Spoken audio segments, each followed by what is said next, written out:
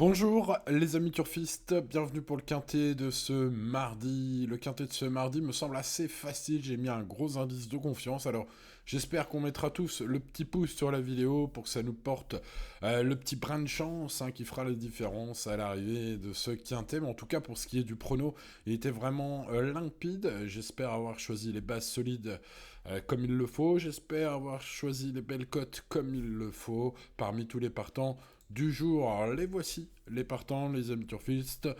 Bon, installez-vous bien, le petit café, prenez de quoi noter les infos que je vais vous distiller au fur et à mesure de cette étude, et puis on verra quels sont mes choix à la suite. Pensez à vous abonner à la chaîne si c'est pas encore fait.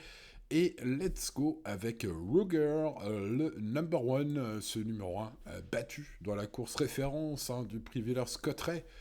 Il y a quelques courses références qui nous serviront à cette course européenne disputée à Vincennes. D'ailleurs, je n'ai pas précisé les conditions de course ce mardi. Je vais le faire tout de suite. Nous sommes sur les 2850 mètres, mais attention, il n'y a pas de rendement de distance. Ils sont tous au même poteau, les chevaux de 6 ans et plus.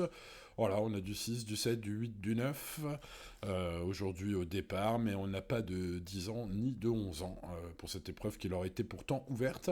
Bon, écoutez, un niveau de gain assez moyen, par contre des chevaux européens, donc voilà, le niveau est globalement quand même assez relevé. On a vu des chevaux bien courir dans des bonnes courses récemment.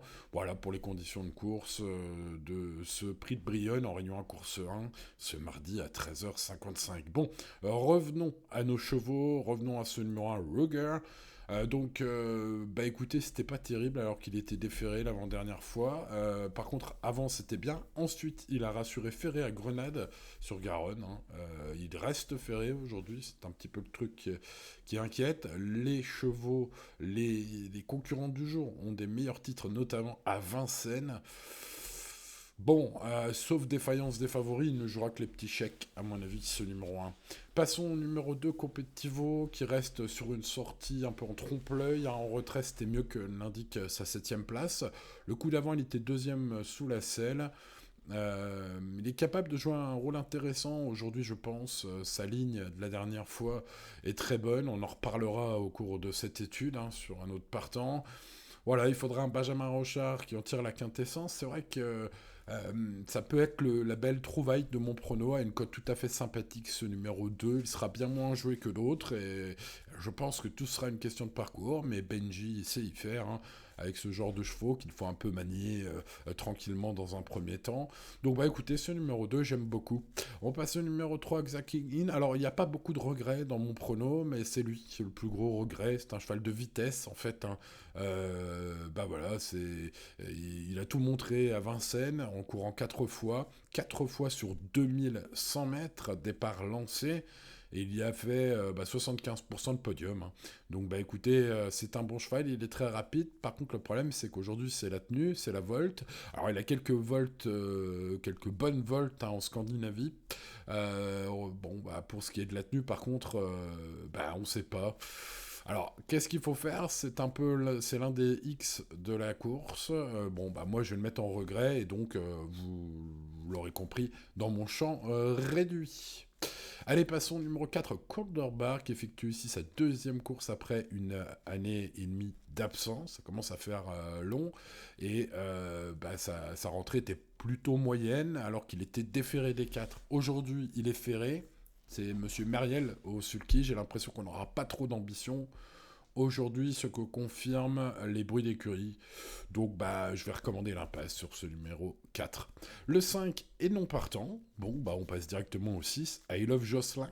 Bien qu'étant en forme, le cheval reste ferré sur ce tiercé. Alors Romain Derieux m'a refroidi, il parle d'un lot trop relevé aujourd'hui, c'est pas la course visée. Je vais tenter de rayer ce numéro 6. Passons donc au numéro 7, Enoch, qui revient à l'attelé après un échec au monté.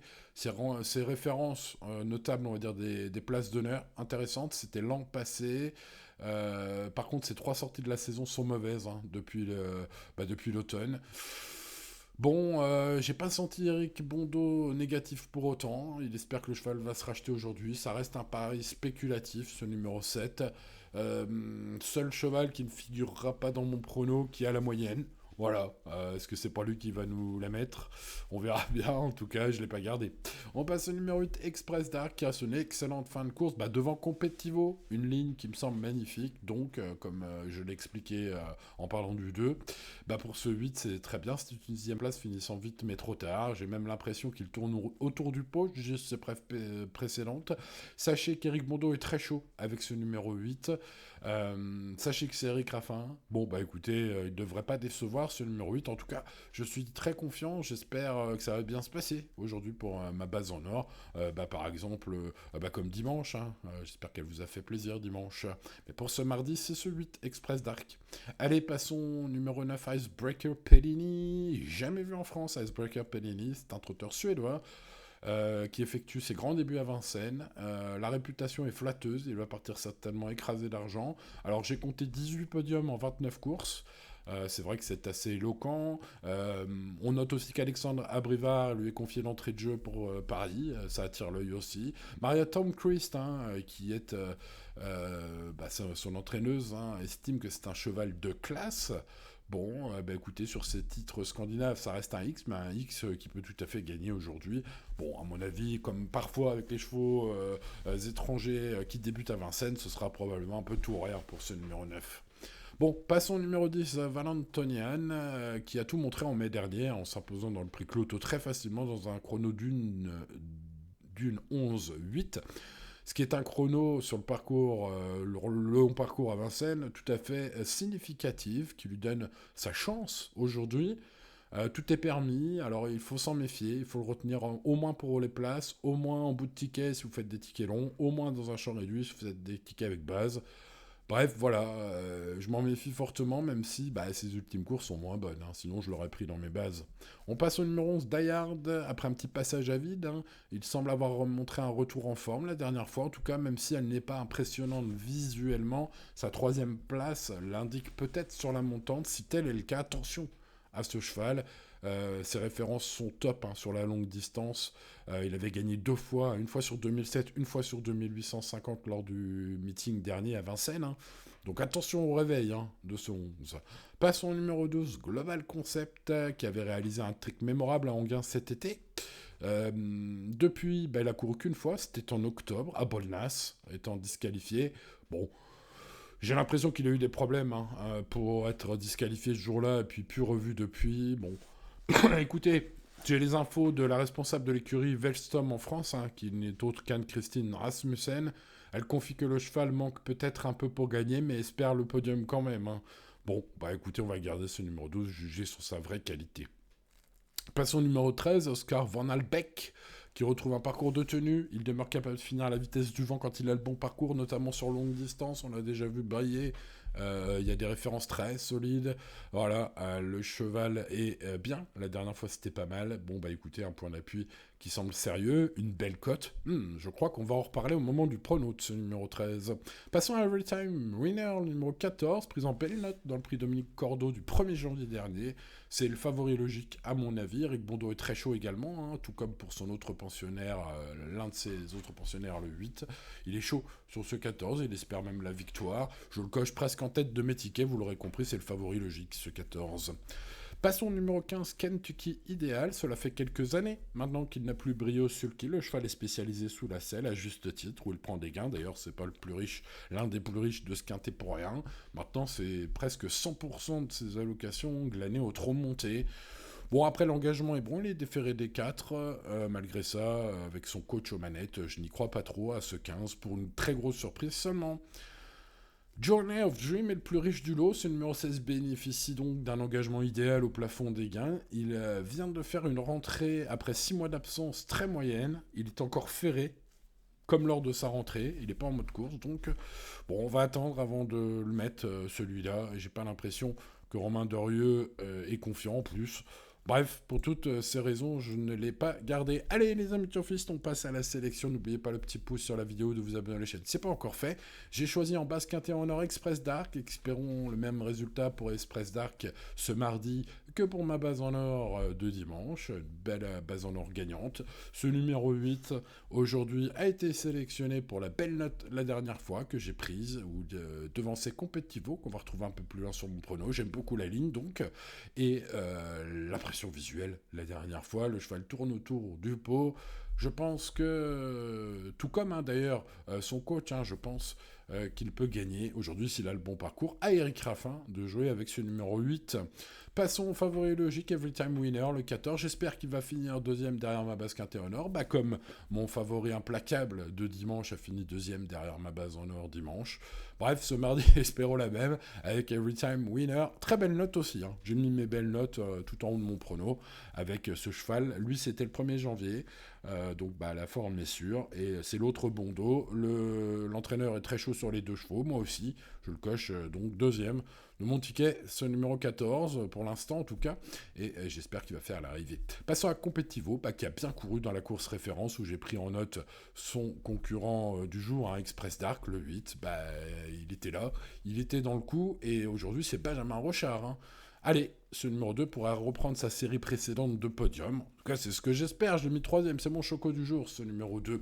Passons au tocard du jour avec aujourd'hui, allez, un franc ouvrier inspiré. Ah, sait-on jamais. Si tel est le cas, la longue distance, c'est le truc de ce numéro 13, Oscar Van Albeck.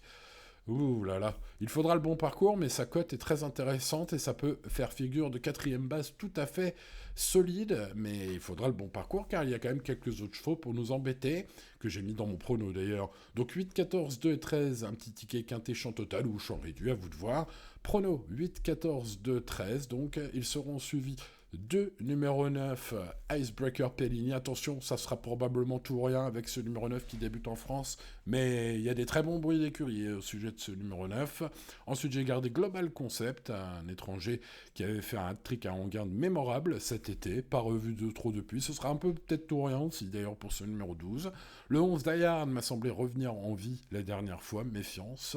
La longue distance c'est son truc à ce numéro 11. Valentinian, le numéro 10, c'est pas le premier venu, il l'avait montré dans le prix Cloto. Alors depuis, ça s'est pas forcément super bien passé, mais le chrono significatif ce jour-là lui donne une vraie chance à ce numéro 10. On va s'en méfier, de même que le 3 Xaguin, qui est un cheval de vitesse entraîné par David Pearson, qui possède une très belle réussite à Vincennes, mais, je l'ai mis que en regret, car c'est pas 2100 mètres aujourd'hui, c'est la longue distance, et ça reste un gros point d'interrogation. C'est un peu un X, ce numéro 3 aujourd'hui, je l'ai mis en regret. Et puis, dernier cheval, allez, on va dire, qui a la moyenne et que je n'ai pas mis dans mon prono, pour ceux qui jouent en champ réduit, bien sûr, ce sera peut-être de mettre l'autre bon dos, le numéro 7, Enoch, voilà, on va dire, allez, pour pousser au bout du bout. L'indice de confiance est de 8 sur 10, les amis turfistes, c'est top, c'est génial, j'espère qu'on va passer à la caisse ce mardi, mais ce n'est pas 10 sur 10, donc restez avant tout raisonnable, comme tous les jours, et tout ira bien. Voilà, les amis turfistes, merci de votre fidélité. Maintenant qu'on est plus de 90 000 turfistes sur cette chaîne, je suis content. L'année 2026 commence du meilleur pied. J'espère vous récompenser avec des bons pronos. Il y en a eu quelques-uns déjà depuis le début d'année. J'espère que les gros pronos, les gros coups vont arriver rapidement cette année. Ce serait bien. En tout cas, c'est ce pourquoi je bosse tous les jours. Donc n'hésitez pas à encourager la chaîne et mon site internet, bien évidemment, les amis turfistes, où je produis mes pronostics VIP 7 jours sur 7, du lundi au dimanche, 365 jours par an, les années normales. Bref, j'espère que vous viendrez me rejoindre sur mon service VIP où il y a tout plein d'infos pour le quintet, en dernière minute bien sûr, puisque pour le quintet VIP, je fais ça le matin même des courses. Et puis dans ce service VIP, il y a aussi tout plein de tuyaux à grosse cote pour les réunions. Et puis mon très connu, j'espère que vous connaissez, Cheval du jour quotidien, une rubrique en or qui, j'espère, va nous faire une très belle année 2026, tout comme en 2025. Voilà, n'hésitez pas à me rejoindre sur le VIP pour ceux qui veulent aller plus loin que le quintet notamment. Voilà, allez, bonne chance à vous pour le quintet de ce mardi, les amis turfistes, et à demain pour de nouvelles aventures. C'était Simon.